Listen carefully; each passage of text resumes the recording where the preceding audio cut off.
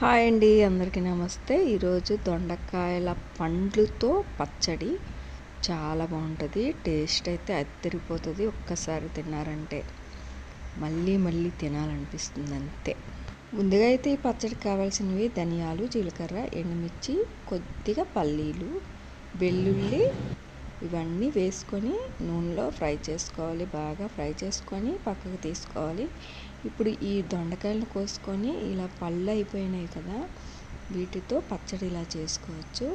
వీటితో పాటు ఒక టమాటా కూడా ఇందులో వేసుకొని ఇలా బాగా వాటిని కూడా నూనెలో బాగా వేయించిన తర్వాత మిక్సీలో వేసుకొని కొద్దిగా చింతపండు సాల్ట్ వేసుకొని మిక్సీ చేసుకోవాలి. తర్వాత మళ్ళీ అదే కళాయి పెట్టుకొని మినపప్పు, శనగపప్పు, ఆవాలు, జీలకర్ర, ఎండుమిర్చి, కరివేపాకు ఈ తాలింపంతా బాగా ఫ్రై అయిన తర్వాత పచ్చడిని ఇందులో వేసుకొని అటు ఇటు కలుపుకుంటే మనకి దొండకాయ పచ్చడి అయితే రెడీ అయిపోయింది. వీడియో అయితే పిండి తీసింది, కొంచెం అటు ఇటుగా కదిలింది, ఏమీ అనుకోవద్దు. ప్లీజ్ సబ్స్క్రైబ్ చేయండి.